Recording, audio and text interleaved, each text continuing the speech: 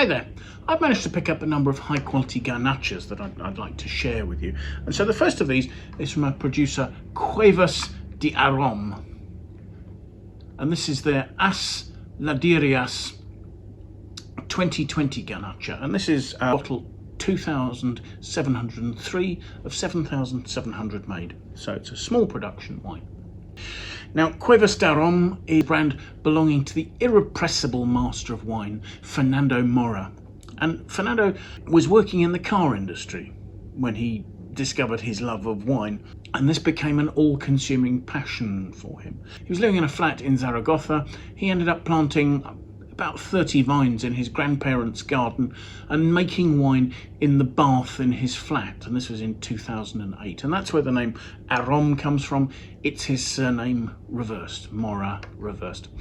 And this became such a passion for him that in 2013 he left his full-time employment and became a winemaker. He joined up with Bodegas San Alejandro with the idea of making some of the world's finest garnachas. And the Bodegas are cooperative, and many of its members had some fantastic, probably underappreciated vineyard resources in terms of high altitude vineyards of old Garnacha vines, unirrigated, trained in goblet, growing very traditionally, but hard to work. As Ladieras means the slopes, and this is a wine made from a number of parcels of older Grenache vines, all at over 800 metres above sea level. And in this region, Calatayud, there seems to be quite a rich resource of these old vines. And the result of these old vines is that you're getting low yields of high quality fruit. The region in Calatayud is a region with a Mediterranean climate, but one that's moderated by a continental influence. You're quite a way inland. Calatayud is about a third of the way towards Madrid as you travel from Zaragoza, as you're heading inland. So you're up in the hills, and there is this cooling influence of altitude that enables the grapes to ripen fully, but still to retain some lovely freshness. The vineyards here have a mixture of slate and quartzite soils and their decomposition, so stone, rock, gravel, free draining soils, in other words, but soils that will hold heat and reflect it back to the plant to help with the ripening of phenolics and the flavour development in the berries. So this low yielding fruit is all hand picked. And in the winery, the approach is very much hands-on as well, but also trying to be as local as possible. They do actually use a cultured yeast to start the fermentation of As Ladieras, but it's a locally selected culture. So this is a yeast that's native to the Calatayud region.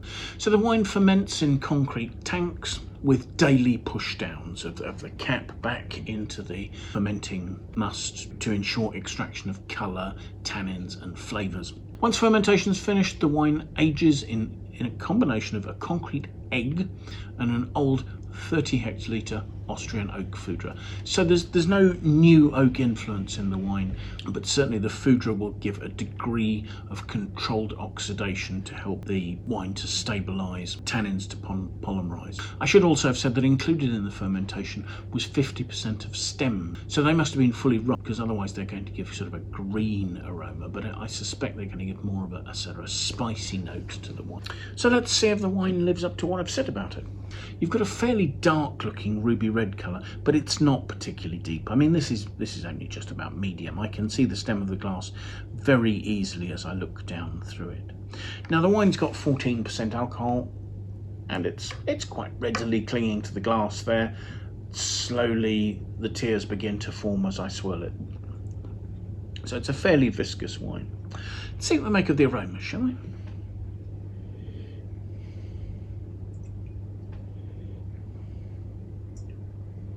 It's a combination of three things here. You've got quite a sort of a lifted, almost floral red fruit aroma.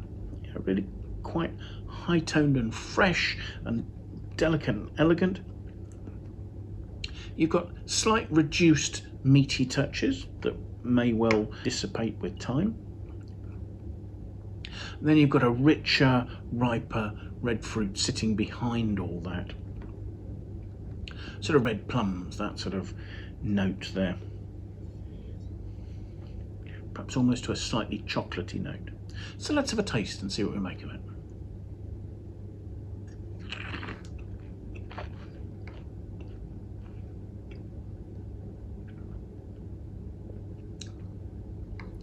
The wine has a good freshness, and immediately the sort of slightly savoury, meaty notes that I was identifying on the nose make themselves obvious on the palate. Certainly not an unpleasant note, and actually from behind it, the fruit comes out almost with a sort of a violet-y nature.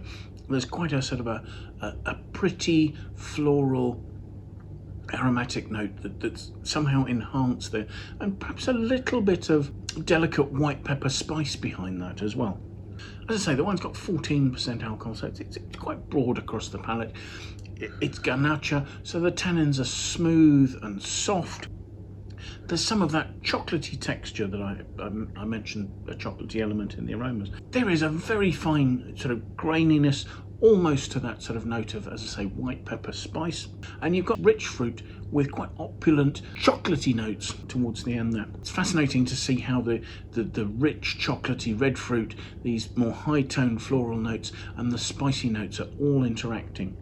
And actually, there's a little bit of that alcohol warmth is probably helping to pick up the spicy notes as well at the back. The wine's got good length. Its intensity and its freshness make me think that this is a wine that would very happily age, certainly for 5 or 6 years. But I probably wouldn't be thinking that it would need aging for much longer than that, because it's very open, it's very approachable, won't need to smooth out much. So yes, I was expecting of concentration and of character. I perhaps wasn't expecting its complexity and its elegance, which really do take a very nice level. I had a check of the Wine Searcher aggregated score for this wine. Vintage is scored at 91. I think that's a very reasonable score. I suspect that with time this wine will perhaps develop and show a bit more of this sort of spicy complexity and the lovely plush rich fruit, and at that stage one might feel that it was worth a few more marks there. I really am being left, I have to say, with a spiciness. It's almost like the sort of spices in a hot cross bun or something, just at the finish there, with that little bit of warmth and richness and ripe fruit. It really is quite tantalising the way that flavour is lingering. So thank you very much for joining us. I do hope you found the video of interest. If you have, do please press the like button. If you're interested in watching more of these videos, do please subscribe to our channel. It would be fantastic to have your support there. If you have friends you think might be interested in watching, do please share the video with them. That would be fantastic as well. If you have any comments, we would very much like to hear those. So the comments box below is the place to leave those, and we'll try and respond to them when we can. I will leave a link in the notes so that you can go to the Wine Searcher website and you can see where and what vintages of this wine are available near you and what its pricing is. There'll also be some more background information there to give you a bit more, some more details about the sort of the wine, the region, the winery, stuff like that. So thank you very much for joining us. And I do hope you'll manage to make some time and come and join us for another tasting in the near future. Thanks again. Bye for now.